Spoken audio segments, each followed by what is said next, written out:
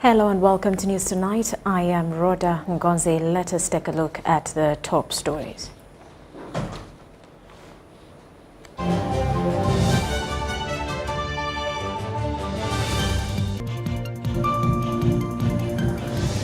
Flash floods block MPs from visiting Kilembe Hospital.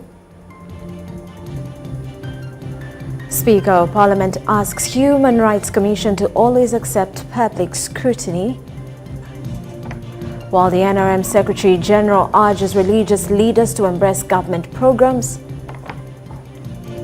And Ministry of Works commissions Regional Material Testing Laboratory in Moroto.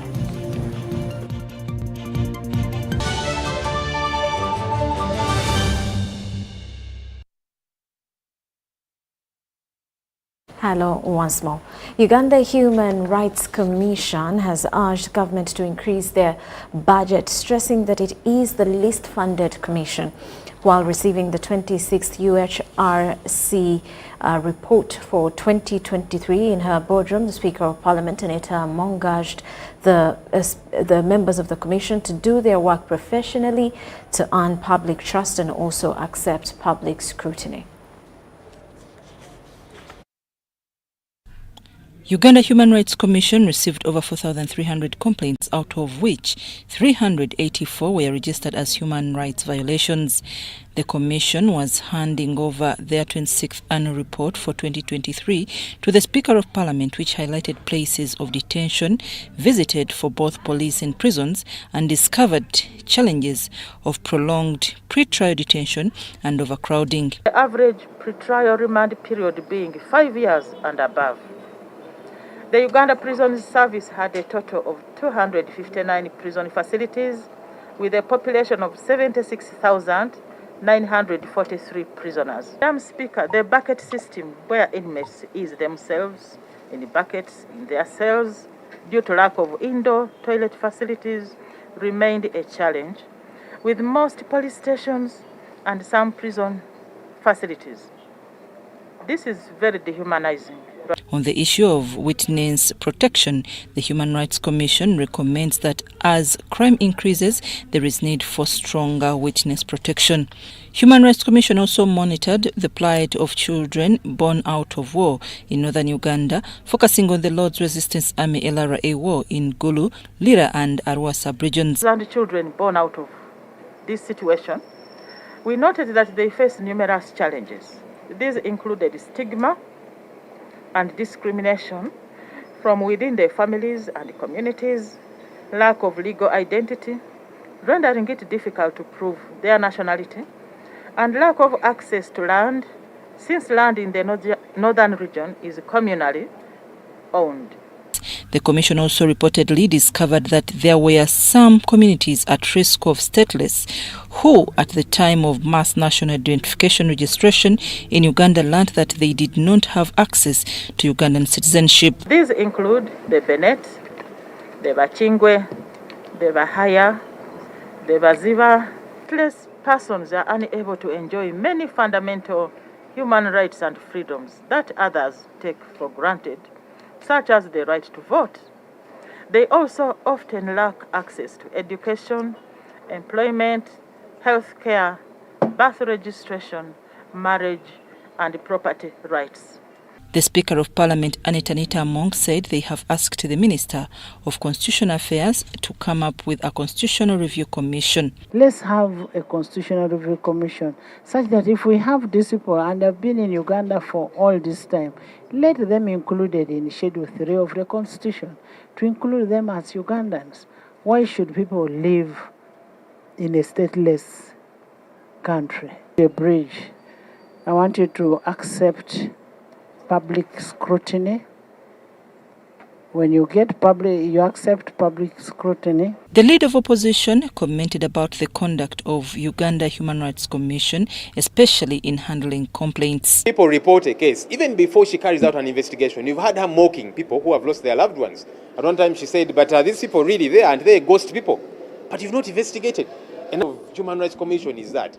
It's a huge problem. So you have somebody whose attitude is, these opposition people, they are enemies of the state. She behaves like a politician.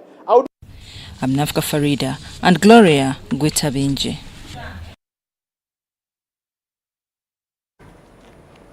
And the rising waters of River Nyamwamba in Kasese have stopped members of Parliament on Presidential Affairs Committee from doing their oversight role in the district. The MPs who were led by the Member of Parliament for Kitgo Municipality, Dennis Oneka, found themselves stranded due to the floods.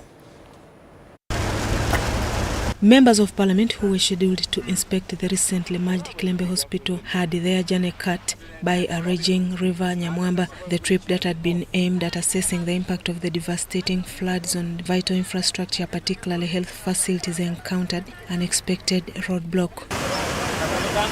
The flash floods triggered by the swelling of River Nyamwamba obstructed members of Parliament on the Presidential Affairs Committee from accessing Kilembe Hospital, leaving them marooned and unable to fulfill their oversight duties. We were supposed to cross to go to Kilembe mine site, but because of the road possibility, we failed to cross. On behalf of the committee, Dennis Oneka expressed deep concern over the situation, emphasizing the urgency of evaluating the damage caused by the natural disasters. We have seen the magnitude of the flood in Kasese. It is terrible, and this called for urgency of the OPM office, as members of the Committee of Presidential Affairs who are entitled, who actually give the budget to OPM, we shall ensure that indeed they come for the rescue. Before the incident, the committee first convened a meeting with the district local leaders, prompting a call to the office of the Prime Minister to expedite the earlier process of resettling the displaced people 4 years ago. But we have a major camp, like the camp of Ocha, which has been there since 2020. And these people have gone through pain, because being in the displaced people's camp for over 4 years is quite unfair. It means that those people have to continue suffering until the whole process is complete. At one time we were told they had identified funds to secure them a piece of land where they could be accommodated. Unfortunately, it's more than a year now. Funds have been requested from Ministry of Finance to relocate these people, because we need the funds for Mohocha, internally displaced persons. We needed the funds for Kayunga. Remember, there was floods displacing people in Kayunga. We needed the funds for continuing of the process in Bududa, in Bugisu sub-region, because the cabinet directive is, the cabinet approval is 2 acres of land plus 10 million Uganda shillings. So we have some money for them, but the issue right now is the land is not sufficient. They also laid out new strategic plans for responding, managing and preventing disaster from recurring in the nearby future. When they burned the forest, that's when they got actually round to.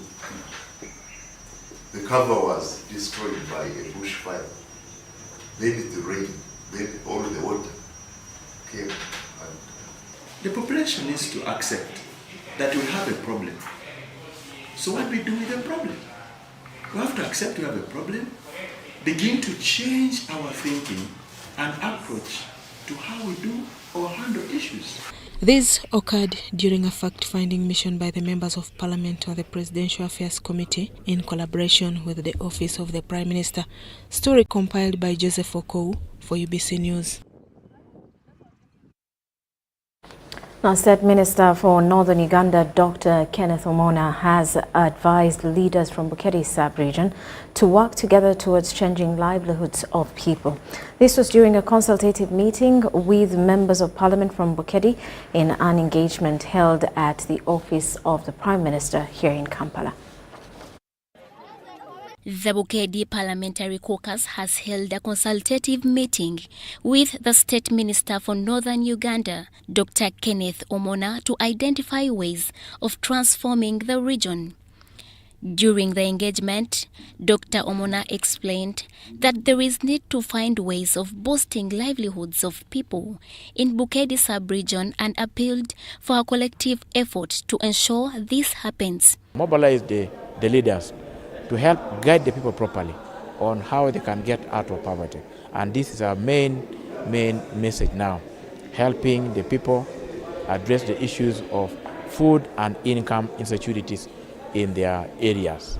Dr. Omona explained that his ministry has set up guidelines to overcome the insurgencies affecting service delivery in Bukedi sub-region and northern in general. We should also guide the people on their responsibility in creating wealth for themselves, using what they have at their disposal, with the assistance of government, either in terms of guidance or in terms of the interventions that we have seen so far given to the people like PDM, among others.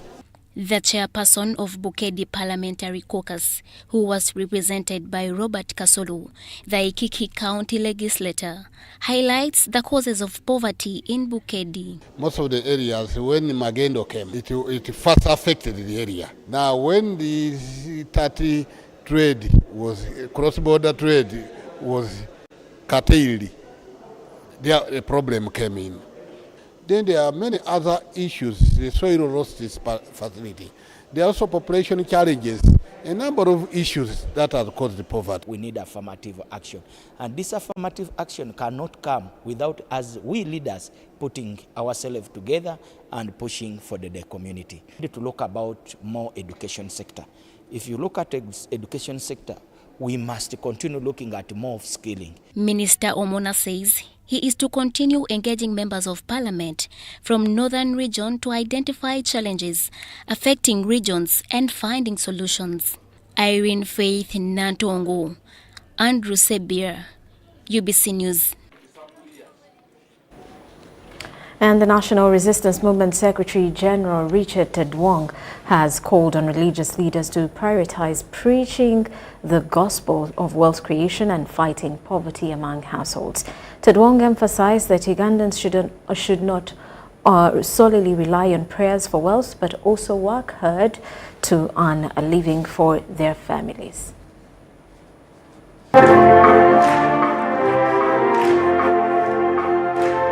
While addressing believers of the faith of unity at Kapiemi Healing Center in Kagadi District, the NRM Secretary General Richard Tedwong explained that praying to God alone is not sufficient to bring food and other necessities to the table, but working does. We want them to know that you cannot be praying from Monday to Monday, from January to January, and you expect to fight poverty in your house. Because even the God we worship talks about hard work. Because if you don't work, you will not eat. So we have to work, we have to work, we have to work. Tedwong commended the faith of unity for teaching believers to work hard to fight poverty in families and promoting unity among Africans, regardless of tribe. We say, let us fight poverty for your homes. It's for you to have a settled mind to attend to God's word. Noted that the NRM under President Museveni has been preaching unity among the people and fighting poverty in households, as poor people cannot worship God well, preach unity, or forgive easily. President Museveni came, he started telling tribes that were against each other to forgive each other. Even those who were fighting him with guns, he forgave them. That forgiveness has brought healings to this country. That is where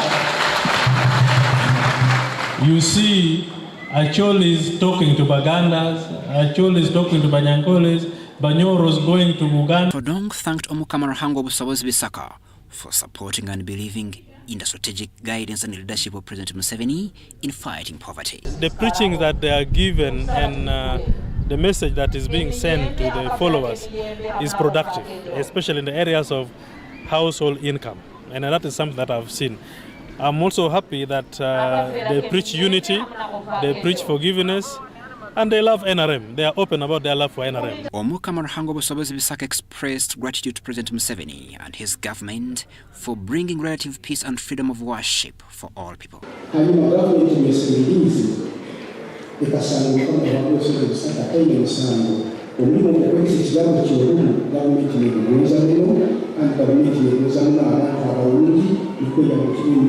He praised poverty alleviation initiatives like the Parish Development Model and Emioga, which have improved household welfare, and pledged full support to the government.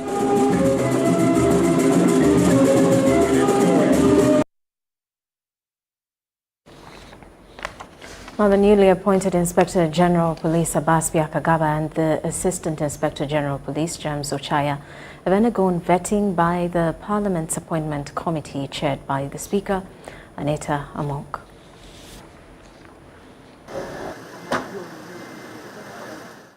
Early Thursday morning, Inspector General of Police Abbas Byakagaba and Assistant Inspector General of Police James Ochaya appeared before Parliament for vetting process.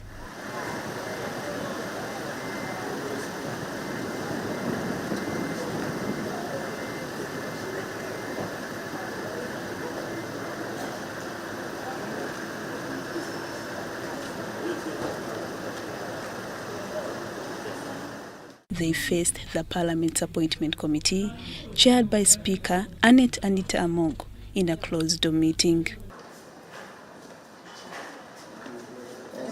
During interactions with the Appointment Committee, Leader of Opposition Joel Sonyonyi emphasized in an interview how the newly appointed leadership presented objectives that didn't align with his support.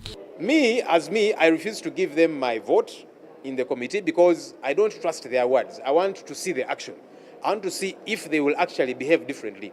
If we shall go out there and hold our activities uninterrupted, then maybe when they come back for renewal or that kind of thing, and I've seen they perform differently, I might say, okay, now I can give you my vote because I've seen the action. So their words, their promises to do it different, it's good to promise, but I don't believe their promises until I see the action. And that's why even though, yes, I was overpowered by the numbers, but me on record, I said I will not give these people my vote until I see them behave different. Sonyonyi urged the newly appointed leadership to provide a comprehensive plan aimed at improving the welfare of the police force. Police officers, they're human beings like us. Okay, they are serving their country. We do have challenges with them, how they operate and so on. But many of the juniors who really are not the ones giving the orders and so on, you see how they live, it's deplorable. Something has got to be done about that. Meanwhile, regarding the censor motion forwarded by Honorable Sechkubo Theodore, over 50 signatures have been collected. Thank you so much. Thank you so much. Thank you so much.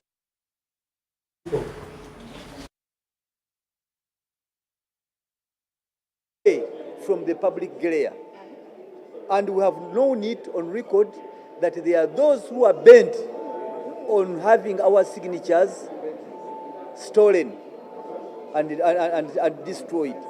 Each page is worth millions. Each page of signatures is worth millions. We are guarding the signatures jealously, very jealously, very determinedly. Lydia Chomkama and Gloria Gwitabinji, Parliament. Now in an era where children are increasingly exposed to the influence of social media and parents often fail to fulfill their responsibilities towards their children, a pressing need arises for concerted efforts to guide children towards responsible and upright living.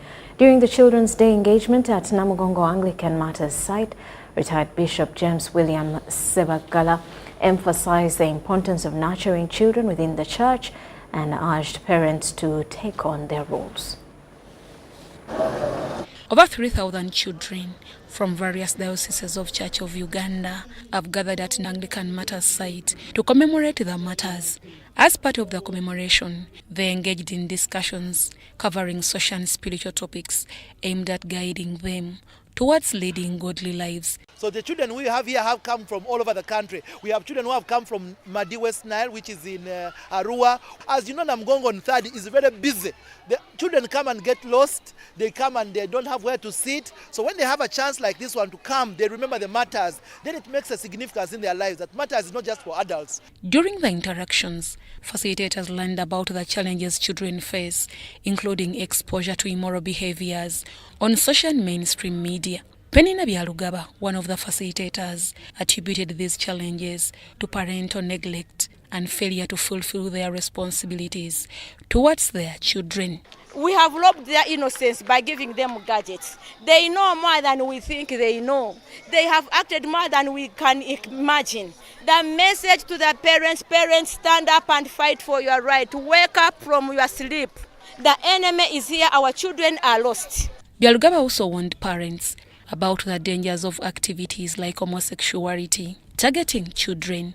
Because there's no society tomorrow. What is happening in the world there, those who are saying that their rights, they are already getting lost. The family, the society, the state comes from a family. With no composed family, there's no composed society, there's no composed state, there's no composed church. Teach the best manners so that our children take them on. Let's mind what they are doing. The retired Bishop James William Sebagala, representing the Archbishop Kazimba Mugalu, highlighted the efforts made by the church to guide children towards a godly life, despite facing challenges. We are trying to put emphasis in our schools, but we are almost fighting, we are like fighting the government. Schools were set there, were started by the church for a purpose. But now what the government is doing is actually saying, dwell with the CRE, which is actually impossible.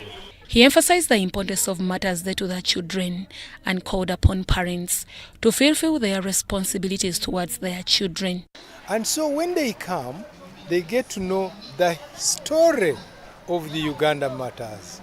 And the story of Uganda Martyrs gives us the faith and the courage. When you look at the resilience of those young people who died. Tomorrow on 24th May 2024, the engagement with the youth will take place at Namugong Anglican Martyrs site. Deborah Namamonde, Tanaba Kenneth, UBC News. Outgoing Commander Operation Shuja and Mountain Division, Major General D. Kolum, has officially handed over to Major General Richard Otor, the new commander at the Mountain Division headquarters in Mohoti, Kabarole District. The handover ceremony was officiated by the Commander Land Forces, Lieutenant General Kayanja Mhanga. Uganda People's Defense Forces outgoing commander, Mountain Division and Operation Shuja, Major General D. Kolum, has handed over office to Major General Richard Otor, the new commander who was appointed to the position recently. Once more, a time to come and stand in this podium and hand over as I received for the past 1 year and 9 months. Both Major General Olum and Major General Otor have served as commanders in Somalia, Central African Republic, 3rd Infantry Division in Moloto, and now Mountain Division and Operation Shuja. This division is one of the most unique divisions, and it is one of the most operational division of the UPDF. It therefore requires a lot of liaison, consultation, and looking at both a strategic and the tactical levels to ensure you perform to the expectations of the strategic leadership. For coming here, I was in Juba, South Sudan, sharing security supervisory mechanism, which represents our president, who is also the guarantor. The battle-hardened Olum is going to South Sudan, will be remembered for his mountain warfare military skills. That the Commander-in-Chief, the President of the Republic of Uganda, appreciated my efforts throughout my career. The handover ceremony was officiated by the Commander, Land Forces, Lieutenant General Kayanja Mhanga. When we started this operation, these changes you are seeing are normal. In the army, we call it tour of duty. For the last 1 year, a number of weapons have been recovered, women and children rescued, and ADF top commanders, including Sulbanga Kene, Moral, killed, while one Njovu was captured. Under Major General Olum, Operation Shuja expanded to Sector 3 in its general areas of Mwalika Valley, Botembo, Kaluluma, Musei, among others. After Mwalika Valley bombardment against Abuakasi ADF group, Olum initiated Sector 4 and deployed forces in Beni Territory, Luna, Kamanda, up to Elengeti. The task ahead of General Otor's forces is to continue operations in remote province of Ituri and northeastern Kivu of DRC, where the ADF have been able to survive and even thrive for years. Other areas of concern is the deep-rooted mistrust between Congolese civilians and FADACA forces, the major intelligence obstacle of the insecurity in Eastern DRC. The incoming commander, Major General Richard Otto, will build on the foundation laid by his predecessor, Major General Diko Loom. On the 12th October 2022, President Yoweri Kaguta Museveni, the Commander-in-Chief of UPDF, appointed Major General Diko Loom Mountain Division and Operation Suja Commander. Haruna Mutesasira, UBC News.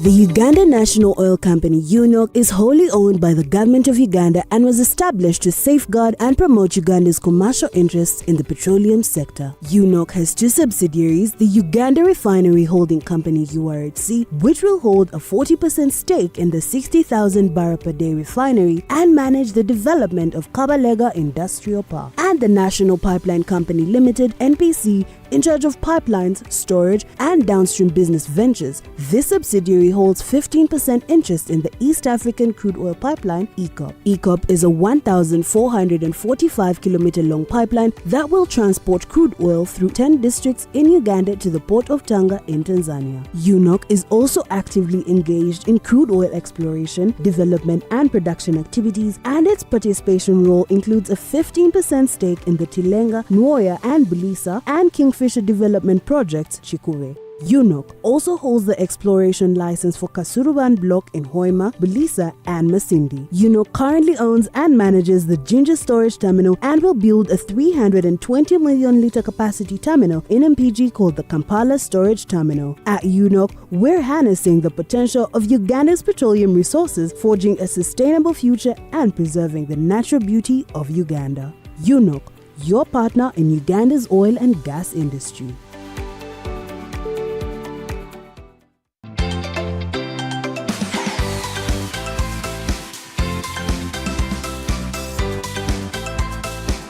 Sigikira mulimo gwenkola gukanikira baba customer kwa wasobuni kimba no bwiro bukutwala sente isomero ati ncho amukolesa enkola ya MTN mobile money ni migasta 10 nkaga na 5 star chinana ash ntekam kodi namba y'omwana genda sente ni sasola ku lumi ntaino kuterimaniziwa kono katunge simu kuruga mu MTN bantereire kubantereire okubanza ntakikirize nkaba amanyire bali bafere hanyuma nagenda nakakuza MTN yao nagamba ntungire simu ino kuruga mu MTN kyamazima okuba nkabanta amanyire nti aliyo promotion hanyuma madam akola MTN yangambira kyamazima kubasima muno mwebale muno akasente kabaire kenja kusasula school fees tamwe kujja bakasasuire akandi nja kasasulira mu bagenzi baye abatabandi mwebale muno. Together we're unstoppable.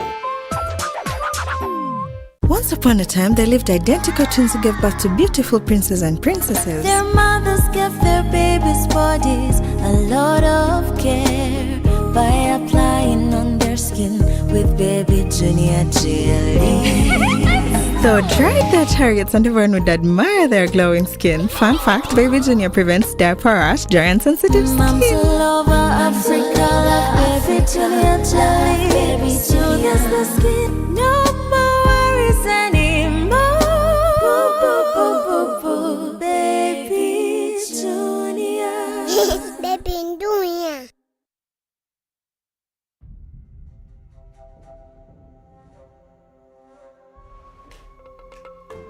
Ituba Uganda is here, the new licensed operator of the Uganda National Lottery. They have been appointed by the National Lottery and Gaming Regulatory Board as the official operator for a 10-year period, based on their operational excellence in other regions of Africa. The National Lotteries and Gaming Regulatory Board is dedicated to ensuring that the lottery is transparent, well-managed, and generates substantial revenue for national projects. Ituba Uganda was selected through a rigorous process for their proven experience, financial stability, and capacity for successful lottery operations. Ituba Uganda will utilize advanced technology and expertise to offer an unmatched gaming experience for Ugandans.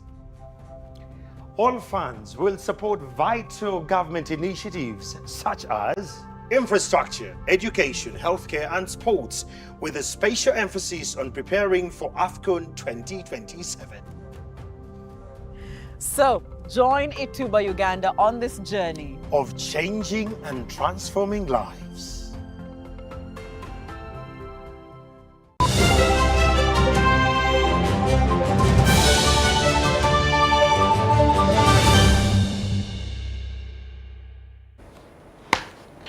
Welcome back. You are still watching News Tonight.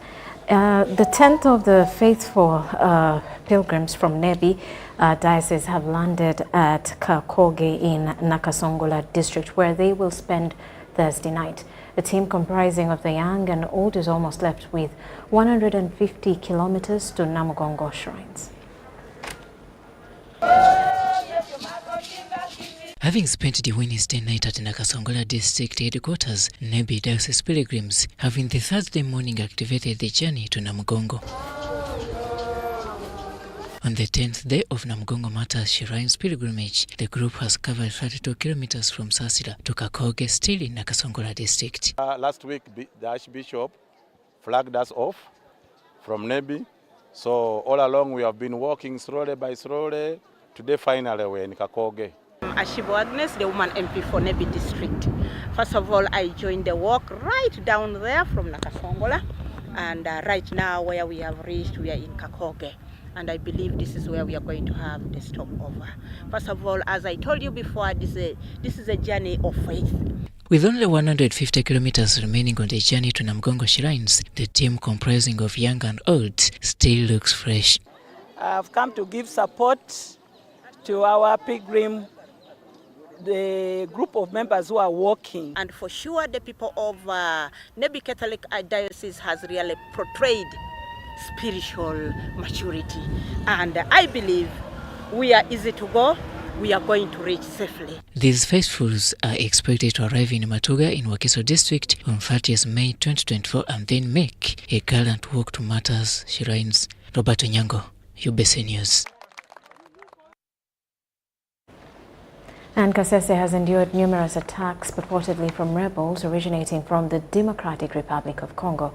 These acts of terror have consistently instilled fear and anxiety among the population, although the army and other security agencies have consistently thwarted the rebels' operations in due time. Chairman Kasese District Elders Forum, Barnabas Wambale, is advocating for the division of Kasese District into more manageable districts to effectively combat crime and provide services closer to the people.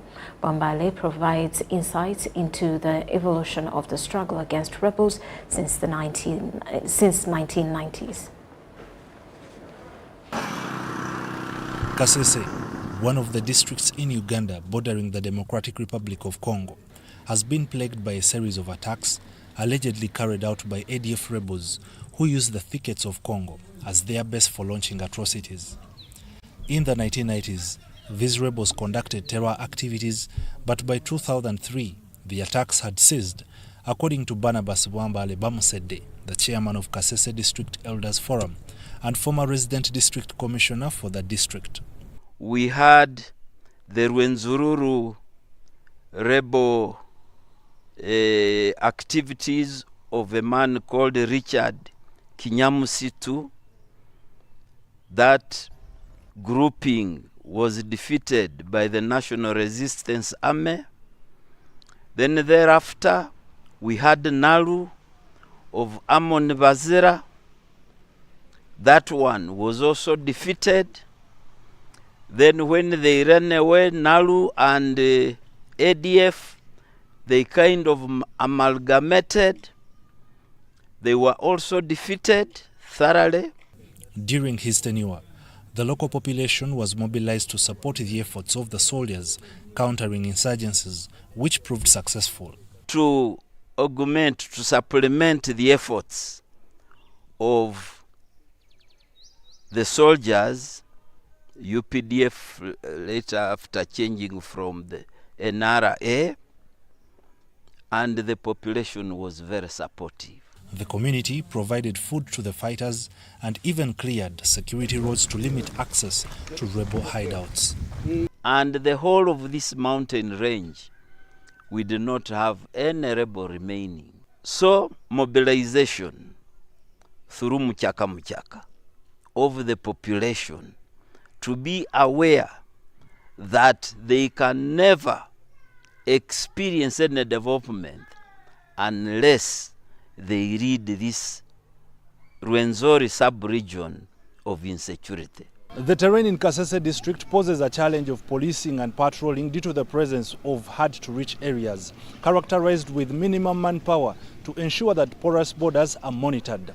Locals do believe and argue that the reinstatement of village vigilante systems will enhance the sharing of intelligence, which could lead to effective reporting, foiling and deterring any criminal elements within the district.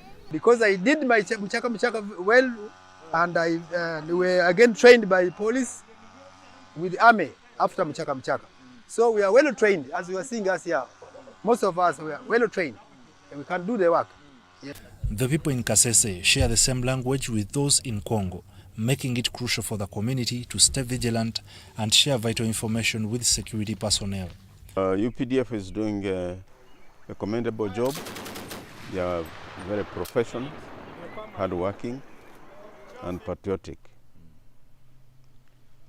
But you see, the other side of rebels, they know that we have a border which is very difficult to control.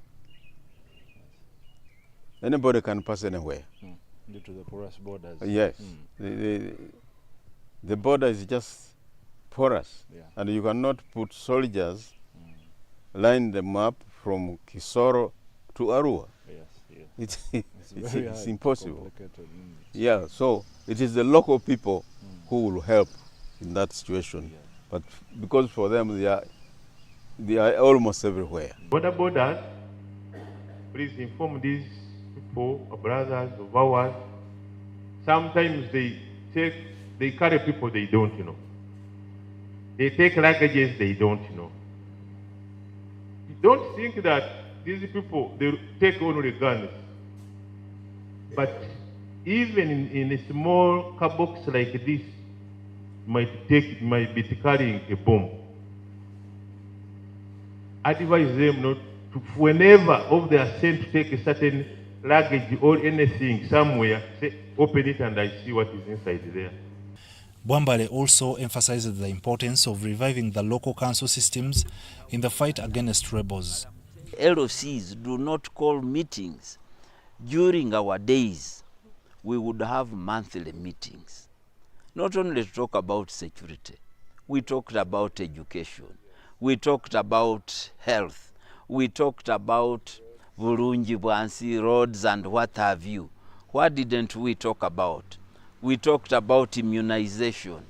These days, and because of the multi-party political system, you can say, can we get all LOCs together? You hear some people saying, don't go for those meetings. And this one is retarding our development. He suggests implementing a classified budget for districts bordering the DRC. He also recommends dividing Kasese, which hosts 1.3 million people, into manageable districts for effective administration and security management.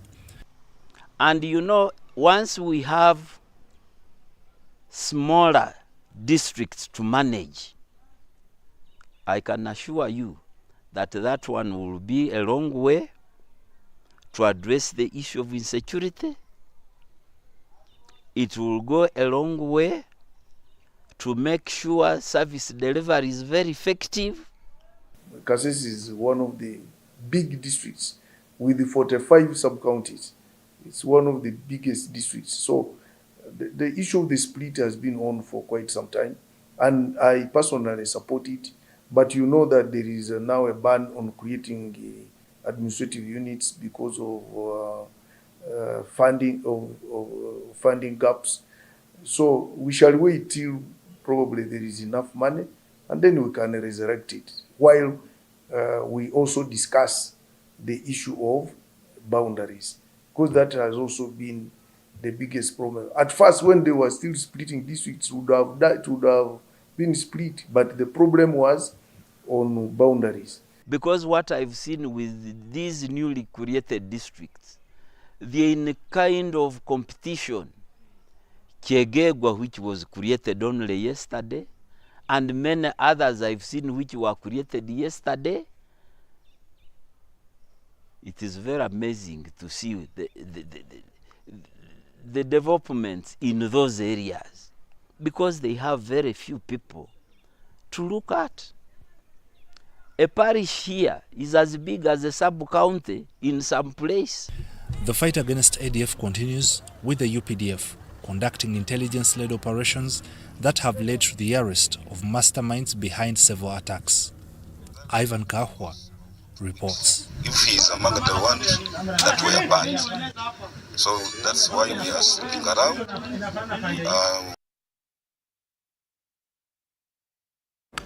And government has raised concern over the increasing violation and harassment of employees at workplaces. Investment and Privatization State Minister Evelyn Anita says employers have the obligation to support workers' safety by assessing the risk of gender-based violence and harassment both in their industry and in the specific workplace. Forever! Solidarity! Forever! The State Minister for Investment and Privatization, Evelyn Anita, has pledged government support to the labour unions to create safer and healthier workplaces for all workers. The Minister is planning for a joint inspection of workplaces by government and labour unions to check the alleged gross abuse of workers' rights. Now, for me, I have joined the labour movement to come and amplify the voice. You have the numbers, you have the laws. Last week, I was meeting with the members of parliament, the workers' members of parliament. I called the Minister for Labour, Gender and Social Development and Industrial Oil. They came to petition me, and they told me the petition was how the workers are being mistreated. First of all, they are not paid their salaries in time, there is sexual harassment, they are forced to abort their children, when they make them pregnant and then they force you to abort. And these are their bosses making them pregnant. But for what you have said, we agreed with the ministers, with the members of parliament, that I am not going to sit back and say it is not my responsibility.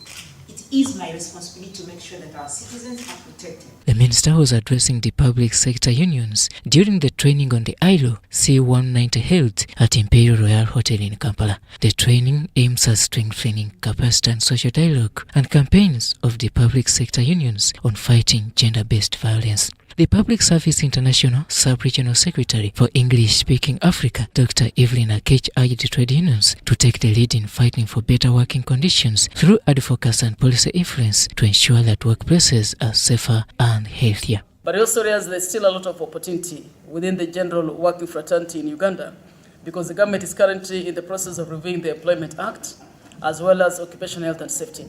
So we're hoping we're going to take advantage of some of these opportunities to strengthen the provisions that talk about violence, elimination of violence and harassment in the world of work, but at the same time putting in place mechanisms where the victims and even the ones who've been offended are able to find safe space to report, at the same time to also be given that support system. Workers Member of Parliament Dr. Abdul Yakatonda said the gender-based violence and harassment is a workplace safety issue that affects the mental and physical health of all workers. And I must say that we are seeing people having mental illness, mental challenges. This has been because of violence and harassment issues. And I want to implore us to move us as your MPs leaders to ensure that we have policies that address gender-based violence. Am I right, ladies and gentlemen? Yes. Then, of course, let's have research so that we have access to the facts. The MOP therefore encouraged the trade unions to advocate and to push for enactment of policies that addresses gender-based violence in workplaces. Story compiled by Kelvin Twangira for UBC News. United, we stand. United, we stand. Unlimited access to information about sexual and reproductive health among adolescents has been blamed for fueling poor uptake of health products vital for shielding them against contracting chronic diseases, especially sexually transmitted infections. A case in point is the low uptake of dose 2 of the human papillomavirus vaccine among the teenage girls due to hesitations from both adolescents and their parents or caregivers. In 2015, government, through the Ministry of Health, introduced the human papillomavirus HPV vaccine with the aim of vaccinating all teenage girls of ages 10 to 15 years as a means of shielding them against cervical cancer. 9 years later, parents and Ugandans in general are yet to appreciate the intervention as evidenced by low or poor uptake of these vaccines.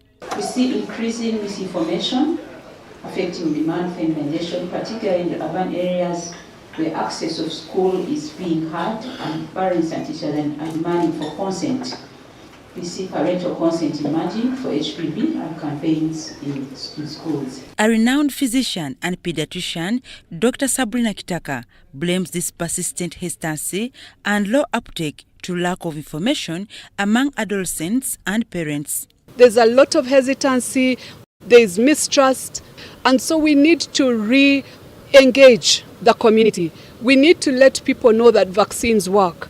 A senior lecturer at the Department of Pediatrics and Child Health at Makerere University, Dr. Joseph Rujumba, who also doubles as a medical social worker at the Mulago-based Adolescent Clinic, calls for parents and teachers' empowerment on information sharing with their adolescents. Those involved in the health sector, they can empower parents by providing information, by training, by answering the questions that they are struggling with. The education institutions, we have a responsibility because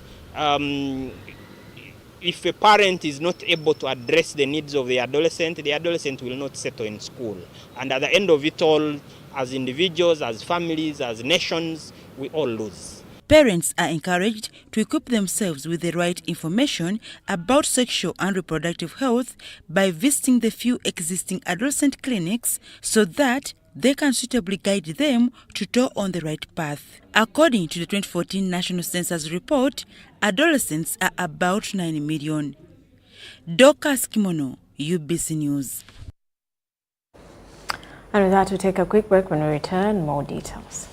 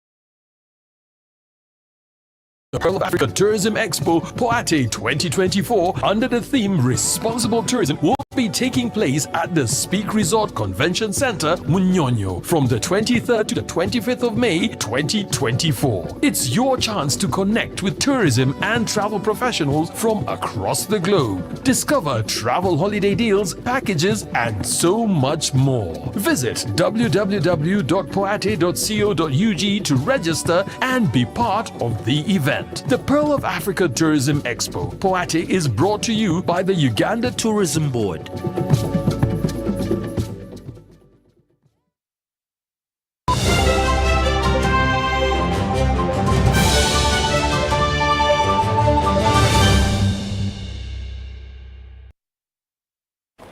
Welcome back. Now in business news, stakeholders are concerned over the increase in Uganda's budget, with a biggest percentage expected to be financed by loans amidst the high debt burden to the GDP. During the launch of the Voices of the Indebted by Uganda Debt Network in partnership with Tini and the African Forum and Network on Debt Development, concerns over high corruption and illicit financial flows were highlighted. Concentrate on our GDP. The debt that we are acquiring, is it actually growing our GDP? Uganda's current debt to GDP stands at 52 trillion shillings, both domestic and externally. In 2024-2025 financial year budget estimates that stands at 72.3 trillion, 34 trillion shillings has been earmarked towards debt recovery. We are over-indebted as the Uganda government. Now, an investor comes in Uganda. The government offers the free land. Again, some sort of money, capital. Even with the expected local revenue collection of 32 trillion shillings by Uganda Revenue Authority, almost half of the budget will still be funded by loans, which will highly impact on service financing. We are forgetting that we are over-milking these businesses. You pay taxes, insurance, health certificate, you have got CDO, whatever. You pay a lot. Whereas a number of projects are loan funded, some projects were not well implemented. And this put government on extra expenditure of working on the same projects several times. We need to find a way in which we balance those interests between the need of government to access finance and the non-altruistic or non-developmental dimension of private and commercial lending. To address the rising debt burden, stakeholders have emphasized the need for government to develop policies of proper financing without hurting the businesses that are already sustaining the economy, proper usage of public funds, and proper implementation of projects that are already loan funded. Here we need to refocus our analysis, not only to think about acquisition and spending, but also you must convince us before acquiring what are the plans of repayment. They also underscored negotiations for cheaper loans and online sustainable projects, planning for acquisition of loans, reducing expenditures, and managing illicit financial flows. We know government has the ability and the capability to actually stop the individuals who are actually behind these illicit financial flows. The tax incentives, especially for foreigners, should be revised to support revenue collection, reduce bailouts, consider regional tax harmonization, and addressing corruption. It is worth noting that Uganda was downgraded by the credit rating agencies in 2023 because of the heavy debt burden, something that has affected its mandate on acquisition of cheaper loans. We are not independent at all. If we are still being driven by the multilateral instruments on all the agendas, uncontrolled borrowing may lead to failure in service delivery, collapse of businesses, and heavy unemployment burden. Susan Naung and Stephen Kalisha reporting for EBC TV. The Ministry of Education and Sports is putting more emphasis on the implementation of the TVET Policy 2019, aiming at improving skills and producing competitive graduates. The Director, Technical Vocational Education and Training, Dr. Safina Kisumusene, disclosed this while officiating the 7th graduation ceremony of Mengo Technical and Business Institute in Nansana, Wakiso District. You want to thank the many Janets here. Thank you very much. The Director Higher Technical Vocational Training and Education, Dr. Safina Kisumusene, has reiterated the need for Ugandans to utilize the available vocational skills to close employable gaps, adding that government is committed to promoting skills development. This was at a graduation ceremony for Mengo Technical and Business Institute, where 243 technicians graduated with certificates and diplomas in electrical installation, automotive mechanics, hotel management, fashion and garment, among others. In the policy, we have put a lot of emphasis of having a TVET system which is demand-driven. What do we mean by being demand-driven? It means that whatever we teach in the technical institutes, in the technical colleges and so on must be what is needed in the world of work.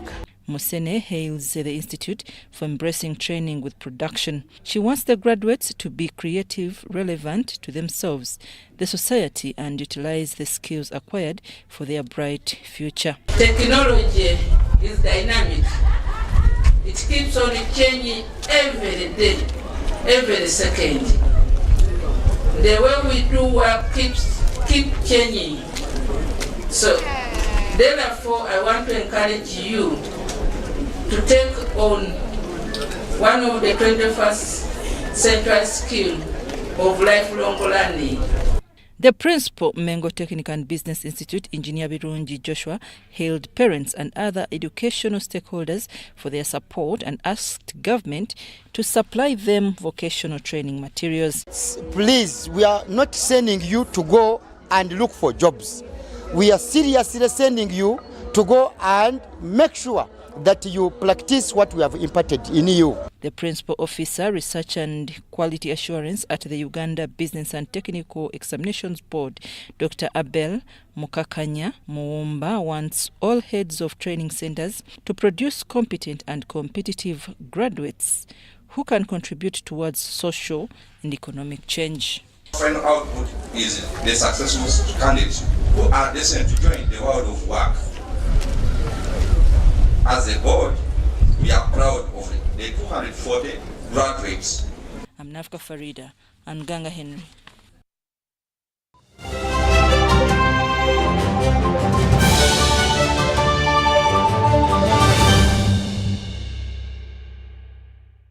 Faith, love, miracles. International evangelist Daniel Kolendat, successor Reynard Bonke, and a team of associate evangelists will preach at 7 gospel crusades from June 12th to 23rd. Powerful divine deliverance from bondages, yokes, and curses. Salvations, family restorations, and miraculous healings. Kampala, Hoima, Busia, Lida, Ikanga, Gulu, and Bale. This is your time. Come and receive your miracle.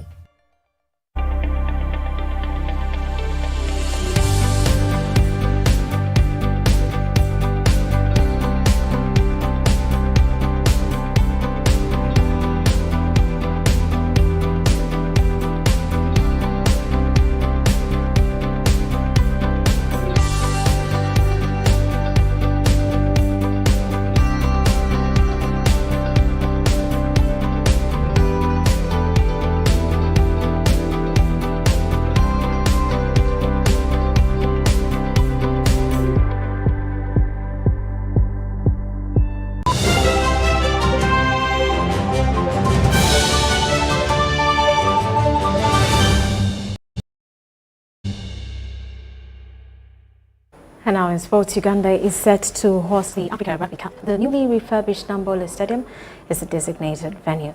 The Africa Rugby Union was part of the 2024 tournament launch on Wednesday night. When Uganda secured rights to host the Africa Rugby Cup, preparations to have a successful event started.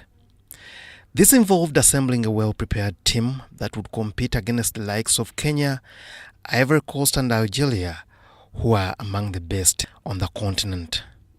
To show readiness, Uganda Rugby Union launched the 2024 Africa Rugby Cup with Namboole Stadium designated as the official host venue.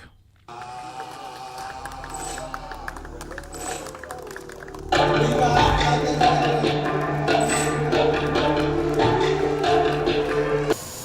we go, ladies and gentlemen. 47 days are counting. Parliamentary Chief Whip Honorable Hamson Oboa, who represented government, highlighted government's willingness to support the games that start on the 20th of July for the entire week, with teams expected to arrive on the 18th of the same month to start with the captain's run. You have the support of Government of Uganda, and as you are aware, our resource envelope towards supporting sports is becoming better and better every year. And we hope and pray that the game of rugby that has demonstrated capacity of bringing gold at international level, at the continental level, at the regional level, at the national level, will remain one of the core and priority spots for funding from government of Uganda. I'd like to, in a very special way, thank the government of Uganda for providing a good atmosphere to allow the sports to thrive beyond Uganda and beyond the continent Africa.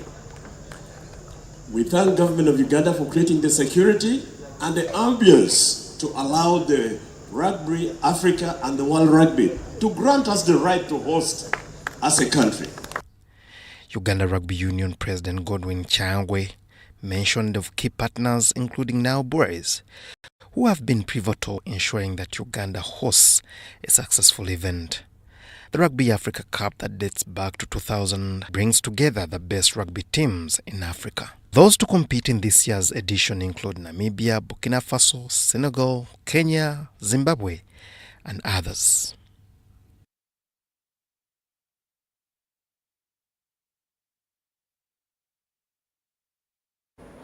And Uganda Cranes head coach Paul Joseph has summoned a squad of 28 players to embark on preparations for the forthcoming 2026 FIFA World Cup qualifiers. The coach revealed the squad this morning in a press conference held at Fufa Complex in Mengo, Kampala.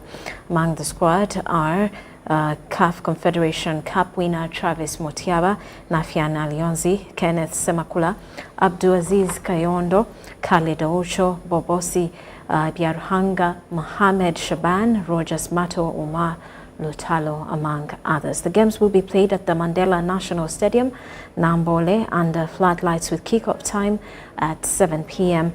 The first game will be against Botswana on the 7th of June and the second against Algeria on 10th of June. The team is expected to enter residential camp on 30th May. To adjust them and to see whether they are available to bring for the national team. These are the 28 select players. I've also have a reserve list.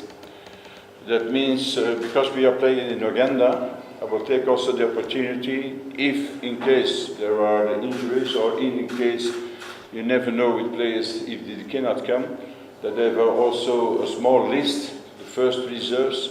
They are also informed. They also received the individual program because the competition starts on the 18th for Uganda.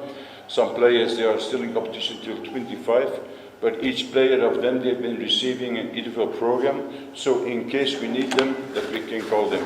That's a little bit the strategy.